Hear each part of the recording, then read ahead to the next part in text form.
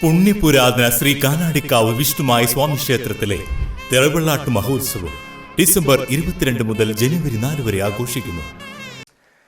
കാനാടിക്കാവ് ശ്രീ വിഷ്ണുമായ സ്വാമി ക്ഷേത്രത്തിലെ തിറവെള്ളാട്ട് മഹോത്സവം ഡിസംബർ 22 മുതൽ 2026 ജനുവരി 4 വരെ വിവിധ പരിപാടികളോടെ ആഘോഷിക്കുമെന്ന് ട്രസ്റ്റ് മെമ്പർമാരായ കൃഷ്ണരാജ് കാനാടി, ശ്രീകൃഷ്ണൻ കാനാടി, മാനേജർ ഗോകുൽ എന്നിവർ വാർത്താ സമ്മേളനത്തിൽ അറിയിച്ചു. 2026 ജനുവരി 24 മുതൽ തുടക്കമായി. ഡിസംബർ 24 മുതൽ തുടക്കമായി. 24 സംഗീതോത്സവം സ്റ്റാർട്ട് ചെയ്യാം. അതിനുശേഷം തിരുവള്ളാട്ടത്തോടനുബന്ധിച്ച് ഭഗവാന്റെ എഴുന്നള്ളിപ്പ് 2, 3, 4 തീയതികളിലായിട്ട് ആഘോഷിക്കാൻ തീരുമാനമെടുത്തു. ട്രസ്റ്റിൻ്റെ തീരുമാനത്തിൽ എല്ലാ കാര്യങ്ങളും മുന്നോട്ട് പോകാൻ.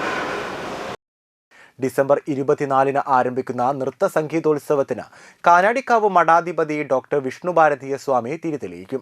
29 വൈകിട്ട് 7 തെന്നിന്ത്യൻ പിന്നണി ഗായകരായ ആര്യ ദയാൽ, അമൃത സുരേഷ്, സിദ്ധാർത്ഥ് മേനോൻ എന്നിവർ ഒരേ വേദിയിൽ ഒന്നിക്കുന്ന സംഗീത നിശ അരങ്ങേറും. 30 വൈകിട്ട് 7 തെന്നിന്ത്യൻ മ്യൂസിക് ബാൻഡ് മസാല കോഫി അവതരിപ്പിക്കുന്ന സംഗീത പരിപാടി നടക്കും.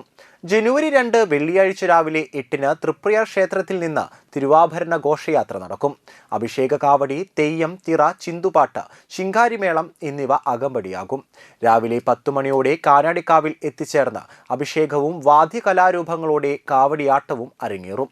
ജനുവരി 2 വെള്ളിയാഴ്ച രാത്രി വിഷ്ണുമായ സ്വാമിയുടെ 1-ാം ദിവസത്തെ പുറത്തേക്കെഴുന്നള്ളിപ്പ് നടക്കും. തിരുവമ്പാടി മടത്തിൽ വരവ് മേളത്തിന് നെടുനായകത്വം വഹിക്കുന്ന മേളപ്രമാണി കോങ്ങാട് മധുവിന്റെ നേതൃത്വത്തിൽ പഞ്ചവാദ്യം അകമ്പടിയാകും. കൂടെ തിറയാട്ടവും ശിങ്കാരി കാവടിയും ശിങ്കാരി മേളവും ഉണ്ടാകും.